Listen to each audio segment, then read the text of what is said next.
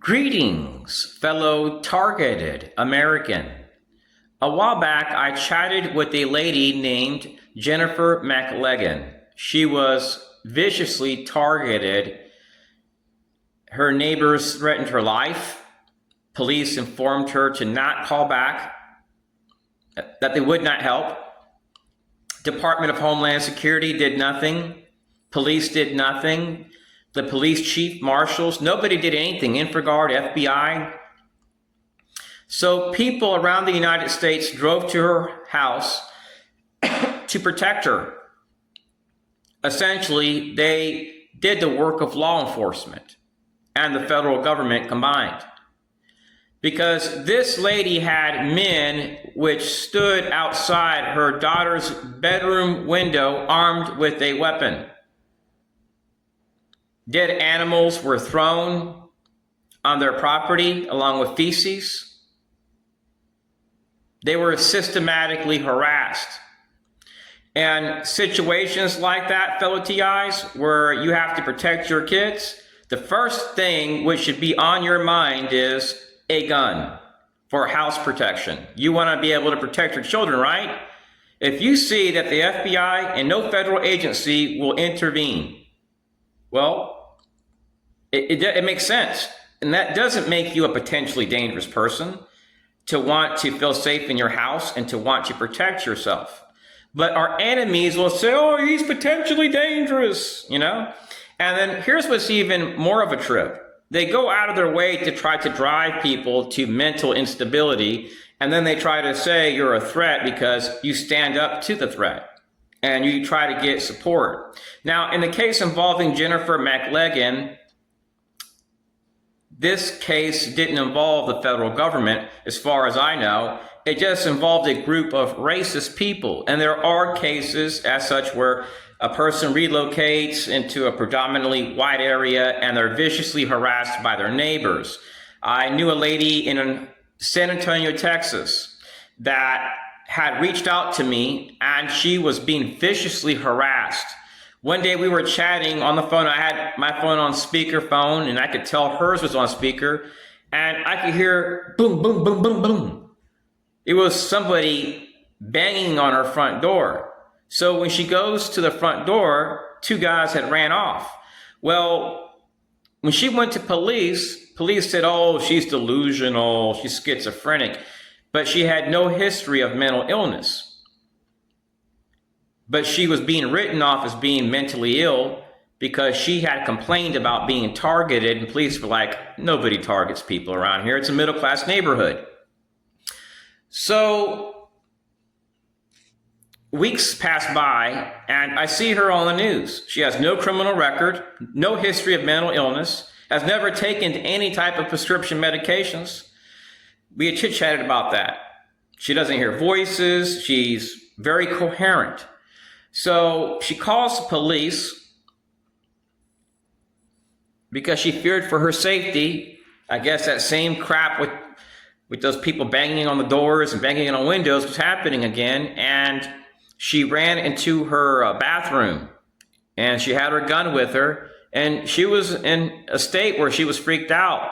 Police went into the house and shot her. She barricaded herself and her bathroom because she was in fear of her safety.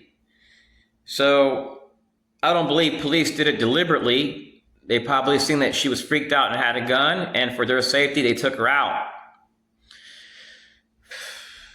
When you look at the case involving Donald Trump, the FBI had put an informant in President Trump's way, not to promote national security or public safety, but to destroy his life. They were looking for a way to build a case on him. That's what the FBI does, fellow TIs. They work to destroy lives.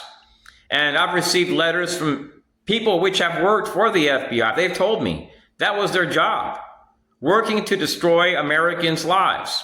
And they have utilized diversity and inclusion, outsourcing to people that do stuff that not even the CIA will do.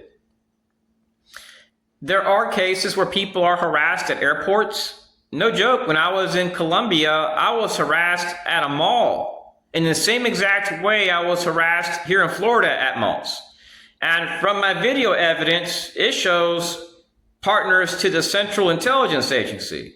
So your CIA is conducting operations not only within the United States, but in Colombia. I was just there to go on a vacation. It was my first time there. It's going to be my last time ever going back. Because why spend thousands of dollars to take a trip to experience a nice place to be harassed? It doesn't make sense. So your CIA is into torture. These are people that mob people, harass people, and guess what they're doing? They're utilizing active duty U.S. Army, FEMA resources, HHS, DOJ. Who do you think works with DOJ, DHS, FBI, and these other entities?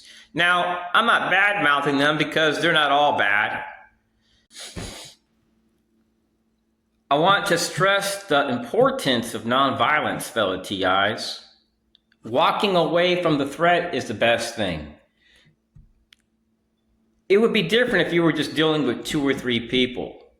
Perhaps cops would just deal with these guys and stop them. But the reason why targets are typically never helped by the FBI or any federal agency or partner is typically always because they are being targeted by a component of the federal government. When I lived in Austin, Texas, there was a group called NACA. It was NACA. So they had their own neighborhood watch group in that area, and my residents had been violated. I found massive amounts of feces on my car. It was a ridiculous amount.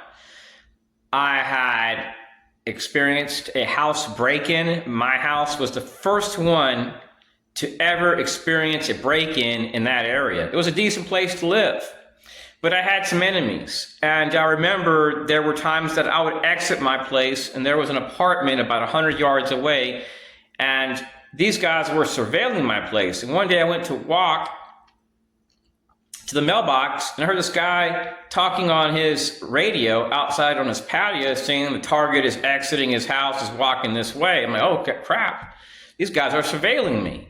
So I ran their information and found out that's what they were involved in, surveillance. And all the people I dealt with all had a GSA profile and lived across from my place. And they would get together as a group, and their friends drove in limos, Lamborghinis, Porsches.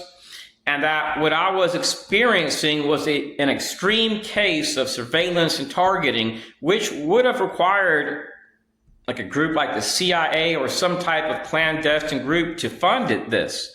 And I didn't just experience that in Texas. When I lived in Albuquerque, New Mexico, the first day I moved there, a lady from Virginia moved in. My neighbors told me that she was spying on me. And I'm like, are you sure? I caught her later on breaking into my mailbox.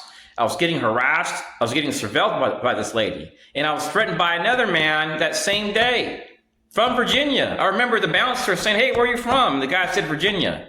And I was there to listen to a band and have a meal and go home.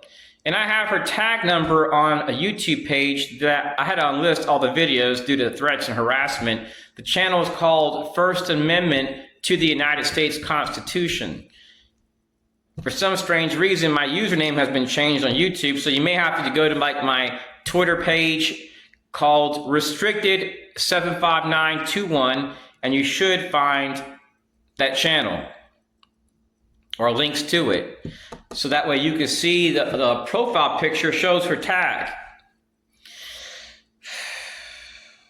So I've spent years being harassed state by state, fellow TIs.